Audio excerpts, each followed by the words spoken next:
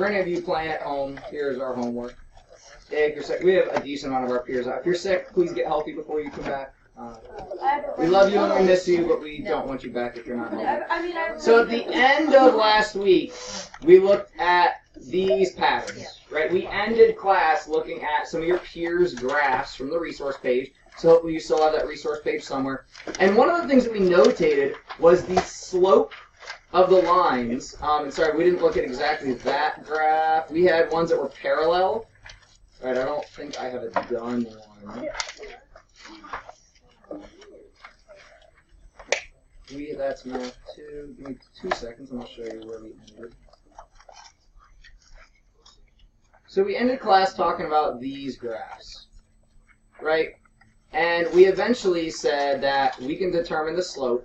If you don't have this in your notes when you flip back a page or two, you might, or this should be on your resource page. You might have just written this straight on your resource page. But we talked about the things that we can talk about from the line, what we can identify or inspect. What's the change behavior? How much it changes vertically compared to horizontally. And where does it hit the y-axis, which is a little hard to see here because we got the picture-in-picture going on. But where we hit the y-axis is something else that we can count and we can quantify. So today we're going to be extending that to talk about the equation of a line. So we're going to jump over 30 and go straight to 31. And I'm going to switch my screens around really quick.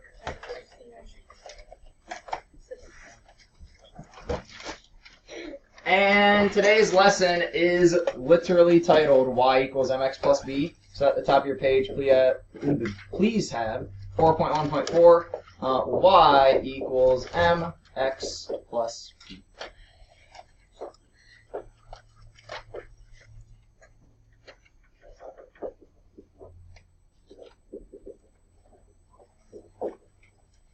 Please write with me. Relationship. We're going to get on the relationship. I don't want to have a relationship. Alright, smooth C's. Any linear, I would underline or capitalize or highlight something, any linear relationship can be described using the equation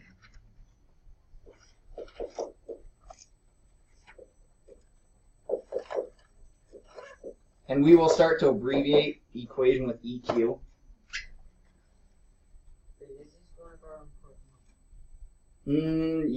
Yeah, but put it in these notes first, and then you can copy it to important equations if you want. Lo and behold, the equation that is titled our lesson, or titling our lesson, is the important equation that I'm talking about. Now, if we know that this is essentially telling me an output given a certain input, then I need you and your partner to investigate what does the M actually mean here? What does the B actually mean here? We talked a little bit about this last week. If you don't remember, flip back to those previous notes and look for some of those tables that we talked about. Or we did talk about the behavior of the lines at the end of the last class, so maybe look at the resource page. I'm going to give you a couple minutes to investigate that. If you get done with 31, go ahead to 32 and start looking at the graph compared to the rule.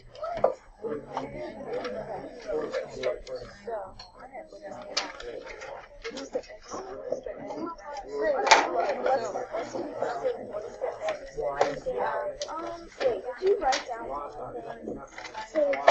Friday? I literally just read that.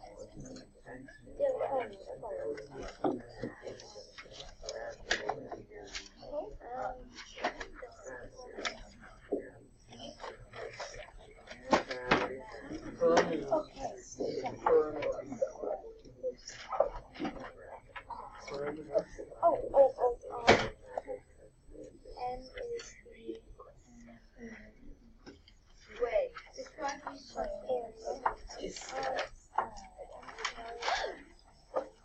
Oh, I thought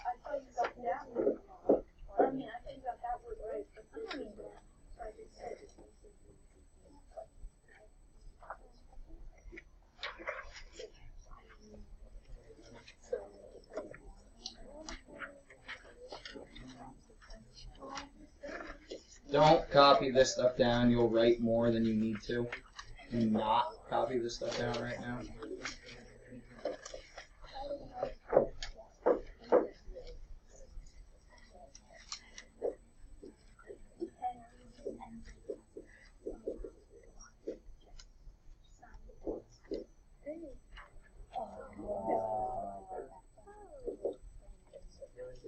AK is also known as, in case you don't know, AK is also known as.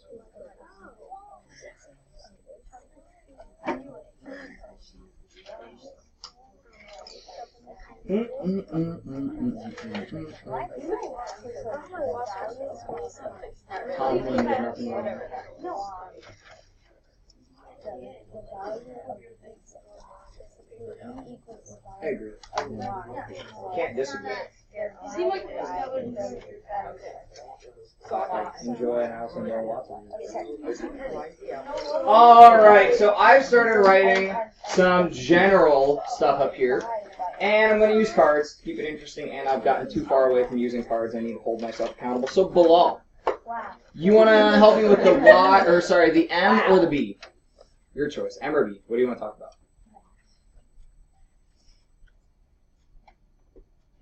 Yeah, sure, perfect. So B, I have up here, is the value of blank when blank. So it's the thing added, or sometimes, I mean, this could be subtraction, I guess, if it's arithmetic. What do you think? It's probably wrong, but I think it's the value of y when divided by, in parentheses, n times x. Close.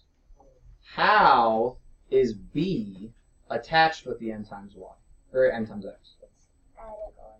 Added. So we would actually like subtract it, right, to undo how these are attached.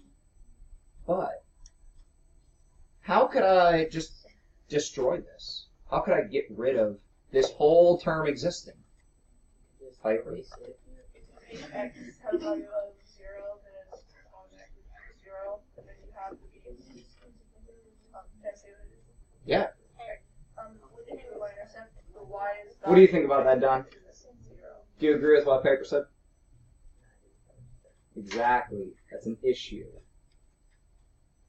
What about you, Mr. Michael? Do you agree with what Piper said? What? Do you agree with what Piper said? Why? Because I was trying to tell Tyler that you can't erase pen. And that's pertinent to our mathematical topic because?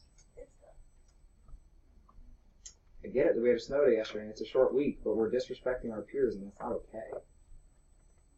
Drives me crazy when you gentlemen think that your like joke or whatever you need to finish saying is more important than what your peers are sharing. And they've been recognized by the teacher. You owe them the respect that they give you.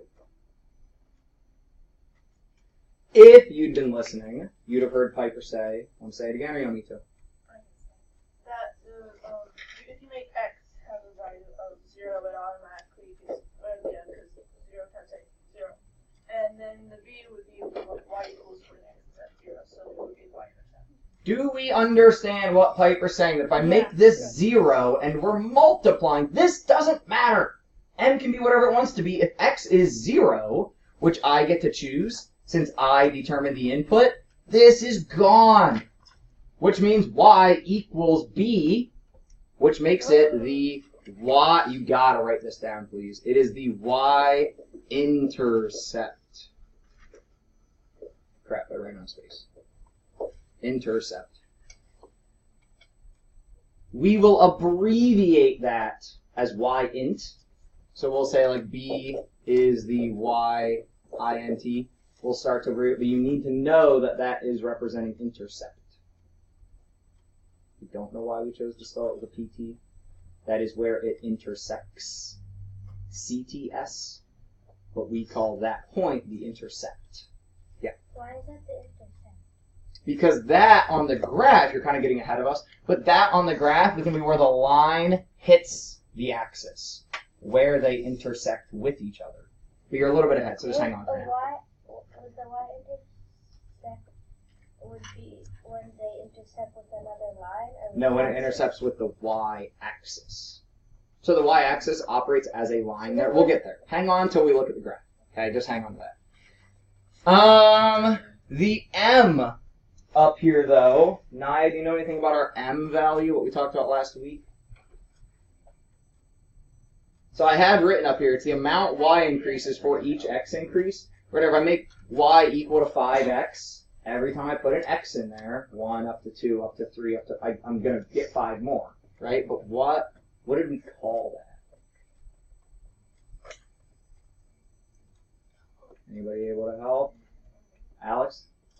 Well, m is basically what you increase by. What do we call that? I agree.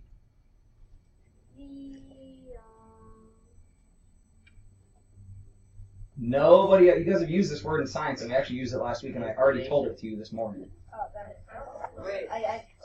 Slope! Thank you very much, Alex. This is the slope. Now, please write this down, too. The way we find the slope is delta y, and I know some of you didn't get this down because it was at the end of class last week, is delta y over delta x. What the triangle means is change. Science, physics, math, every branch you go to, the triangle means change. It's a Greek symbol. That's why it's called delta. Every time people are like, wait, Greek alphabet, different representations. The delta is their fourth letter, but it means change. Ooh, Illuminati. No. So, what we need to know is slope, y-intercept, input, output. Okay, every piece has now been identified. Input, output, slope, y-intercept. Questions? Now let's look at a graph. So, just like the graphs that we looked at last week, if we look at the graph right here, Alicia claims she can find the equation line by graphing, or by its graph, without using the table. So do you think you can look at this and determine how much the y changes every time the x changes? And do you think you can determine what the y equals when there is no x? Take a minute with your partner. If you get done with 32, move on to 33. 33 is going to be harder than 32.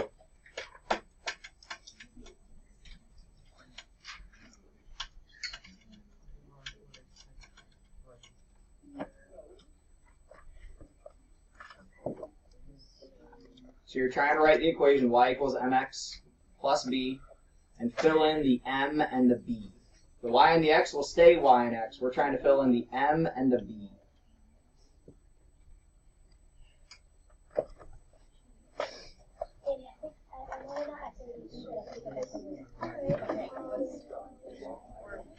Yeah, I really like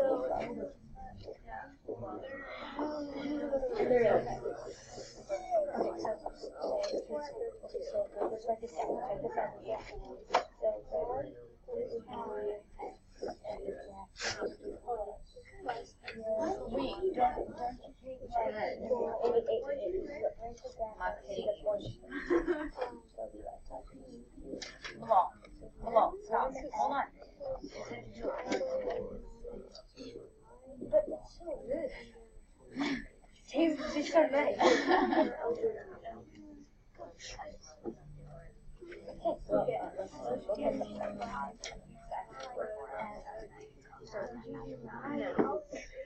Y minus y equals half y.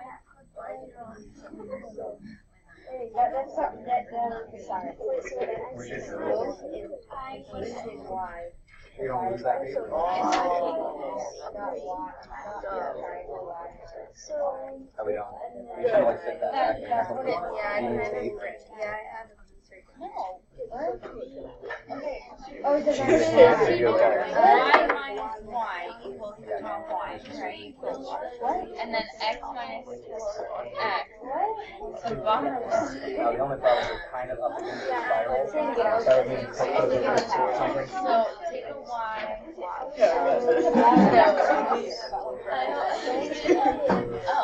All right, Bouvendier. When we look for the change, we look for that slope, that m value. What is your change in y modeled for you by the dotted lines?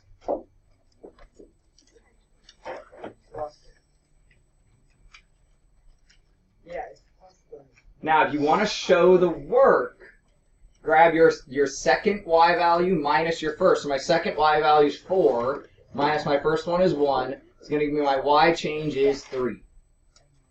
If you're making your life easy, this will always be 1, but it won't. This, if you want to make your life easy, should be 1. It won't always work that way. So, luckily here, 2 to 1, well, or sorry, 1 to 0. So they're at 1 minus 0, that is 1. So what's your slope? 3. What? So m is just What were 3. you gonna do? Wait, Hold up. I knew that I was going to be writing more work than most of you did. My first point is 0, 1. This is an x and this is a y, right? Yeah. My second point, the point I traveled to, is 1, 4. Are you with me? Oh, I understand that. My delta, now if you write this out, this is super easy. Delta x, delta y. This is 1. This is 3. 3 over 1. That makes so much sense now. So forget what I wrote up here in red. I need to block this out. So many O's are happening.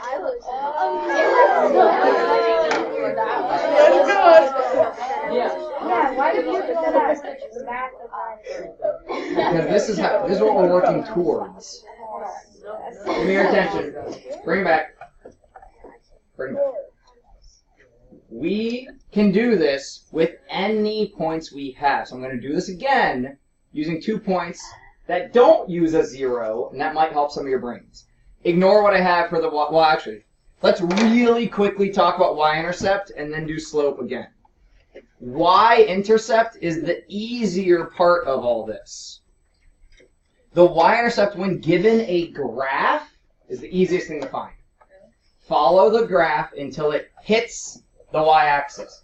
At the point of intersection, whatever value your y is, that's it. Oh. Where does your line hit your y?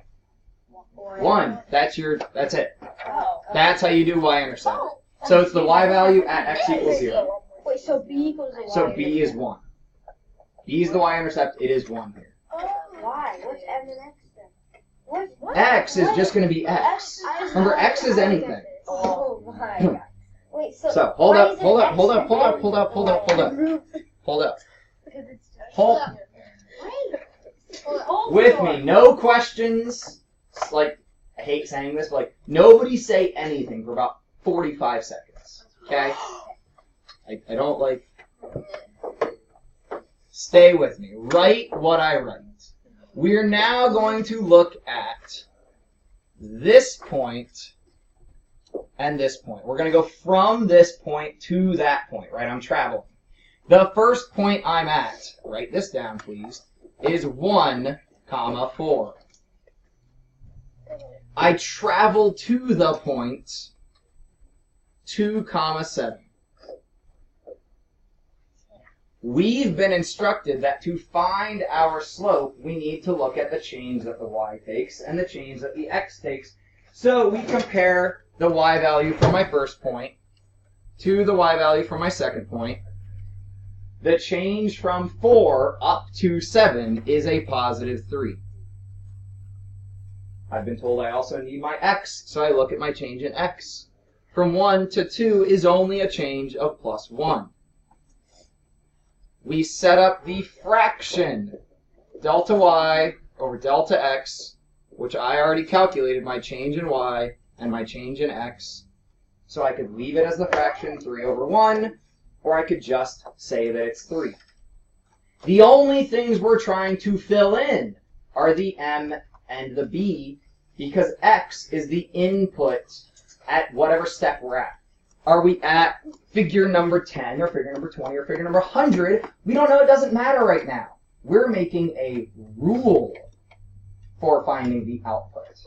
The y happens based off the x. So now our equation, after I write this, then we're allowed to talk again, becomes y equals the slope we found, 3x, or really the slope was 3, but then the x is there, plus the y-intercept we found.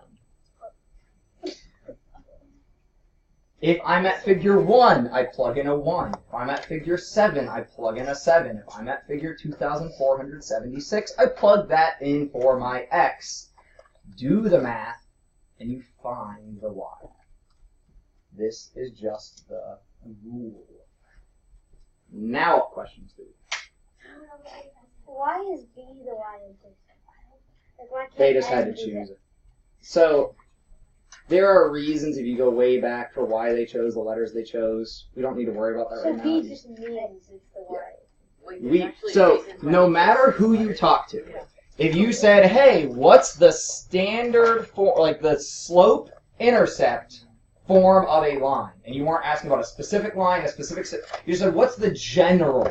They would tell you it's y equals mx plus b. The only other things I've seen is sometimes people would use a k for that, but k kind of becomes this letter that we for constant of like proportionality. Then what's the N mean again? It's just slope. It is literally the amount of change in y over the amount of change. It doesn't stand for some special word. I mean, ask Kabilo. It could stand for some word that I'm not aware of, but it's just a variable that they could use and plug in. Now, we always want to replace n with a number. We always want to replace that with the amount of change as we go up, and we always want to replace this with where does it hit the y-axis. Now, if it hits the y-axis at 0, and this is plus 0, does adding 0 change anything? No, so we wouldn't even have to write that. So y also does not signify. Y does what? Y does not like signify anything. It's the output. So remember, what we labeled on our first page of notes that we were taking is this was output and input. We plug something in, whatever number we choose, it will tell us the y. The only numbers we need are the m and the But the y m and does the. not mean anything specific like its y-axis. It's the output. It is the amount of Yeah, I whatever for the situation. Why is it over? Why would they Hudson? So, if we look here, and I'm just going to take this to a new page. Well, it's cool how it like fades. We need to create a rule for this when we don't even see the graph.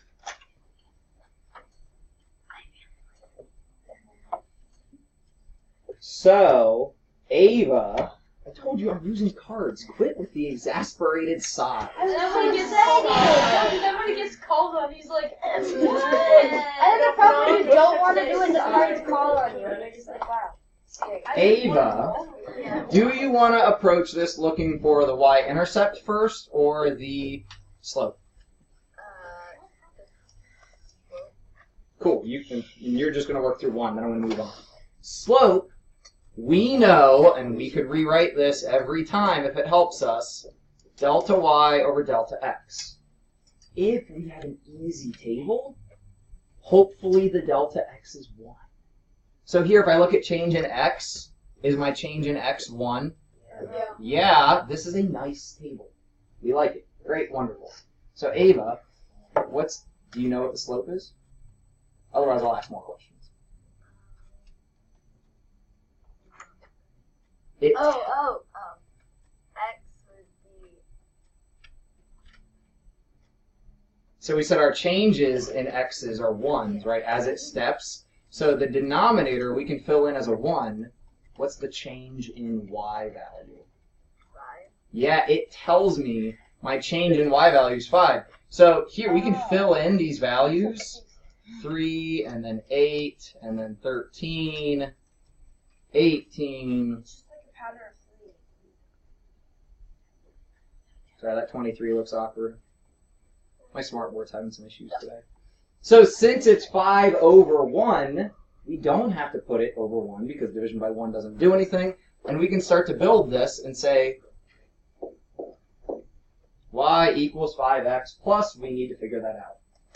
Annie, Oh, you just solved N? we just solved n. Yeah, I was thinking you were solving B. no, she was looking for slope. Change compared to change. B's way I easier. got B. B's I easy. got So, B's and B. do you know what the B is? I'm still confused. So Is it- B 3? B is the value of y when x is 0, when there is no value. Oh, then it's -2. Ah, my y-intercept on a table can just be found by looking for where is your x 0. We have the point x is 0 given to us, so we know that that is your b, so your b becomes -2. Rewrite this in a simpler form.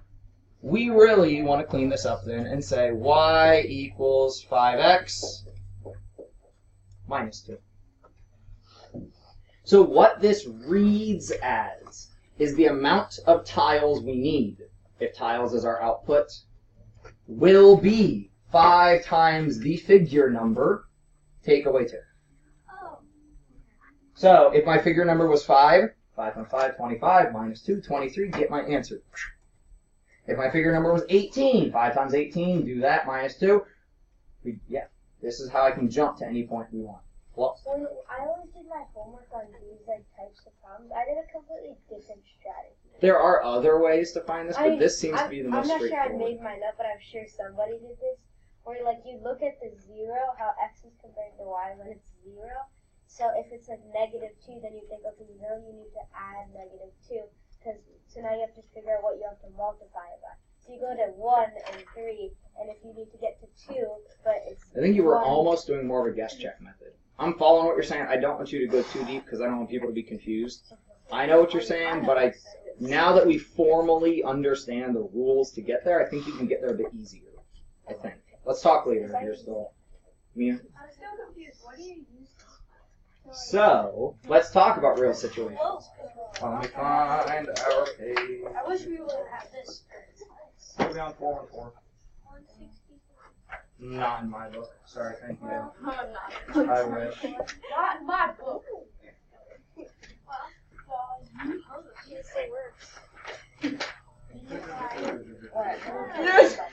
Alright, move on to 34.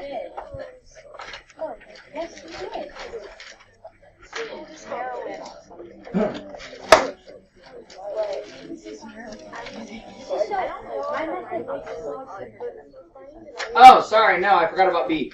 Moving too quick. Look at part B, try to determine the y equals mx plus b, the equation form for these. Oh my.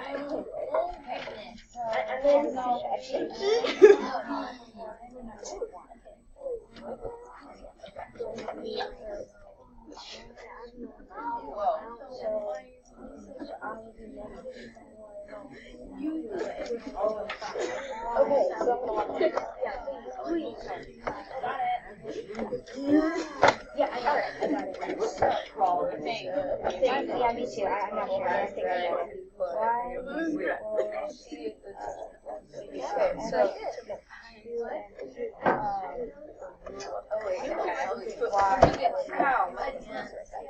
No, you don't want to combine that. I know, but we can get the same answer.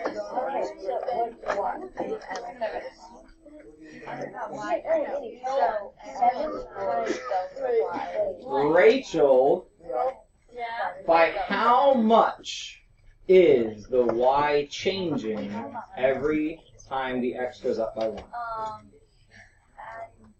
Adding 2, right? That behavior tells us the slope. I know what Then, Alana, what is our y-intercept here?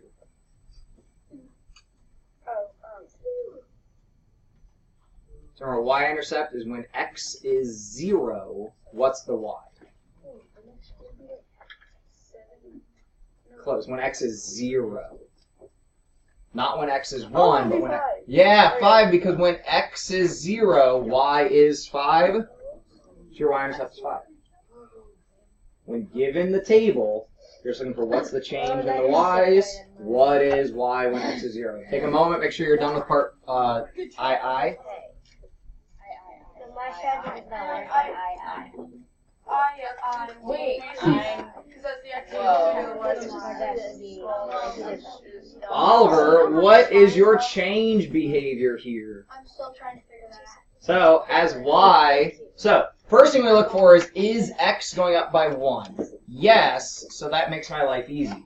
Now describe what's happening to y. Thank you, Oliver.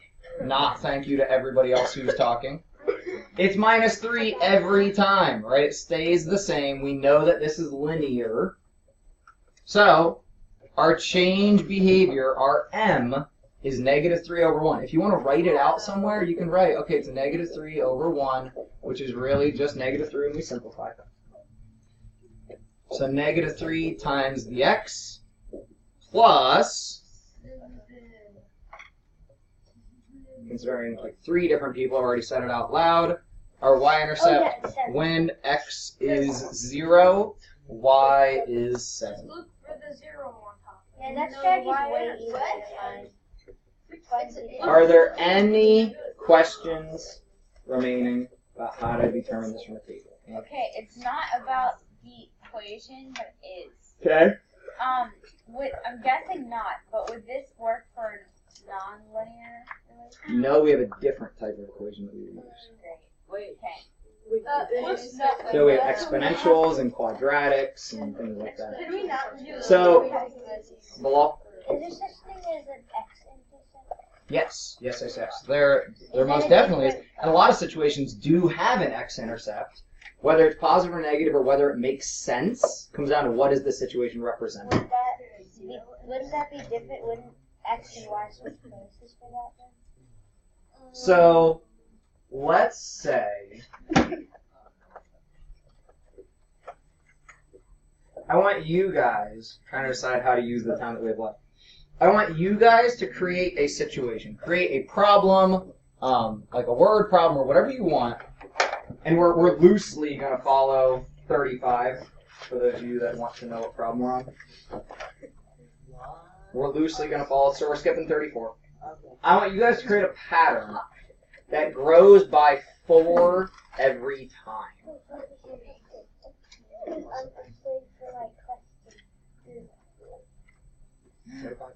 No, for the x-intercept, would it be the same equation as the y, just switching x and y? Depends what you mean by same equation, but I challenge you guys. We have a little over 5 minutes left. When we go to look at the graphs of what you make, some of you will have a graph like what we talked about a little while ago that runs through the 0, 0. That if my x is 0, I also need a y of 0. Some of you, and I'll even challenge you, make all 3 situations. We'll have one that starts at something and then goes up by 4. By the way, don't trust my grid paper. Don't trust what that looks like. Some of you, if you get creative, will have one that maybe when x is 0, y is a negative value, and then we'll have a positive x-intercept. So here's the other thing that you're asking about with x-intercepts. Depending on the realisticness of the situation, it doesn't make sense to go out here. Because if we're talking about how much time has passed, we can't go back in time. We're talking about how many stages of something that we built. We can't go negative in the stages. So this would have an x-intercept out there somewhere, but it just wouldn't make sense. Sometimes we use them, sometimes we don't. These situations we're focusing on y-intercept, but there can be situations like here where you have an x-intercept that means something.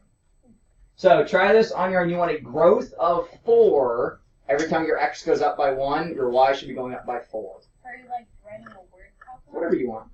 If you can't think of a word problem, you can just write an equation and try to make either a table or a graph to represent this. I'm going to try to think one up on my own.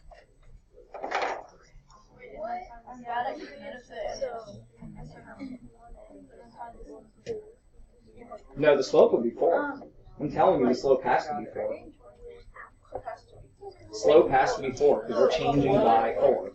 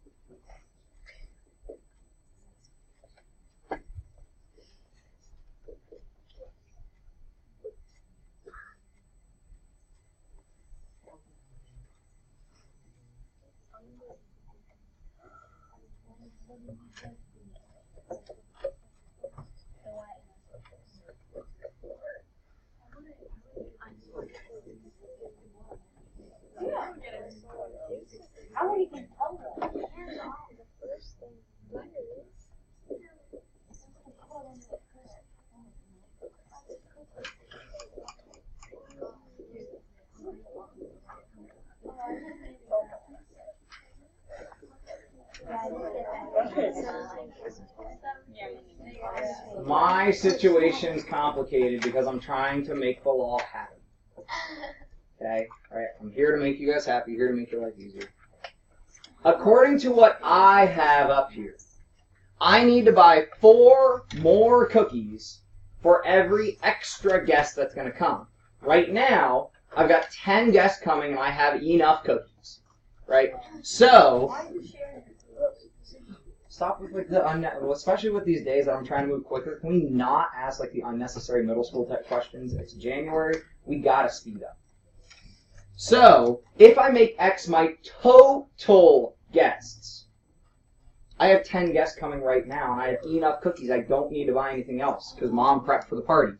So this would be my point of, like, if you just imagine with me, this would be my 10 guests. And I don't need to purchase any more cookies.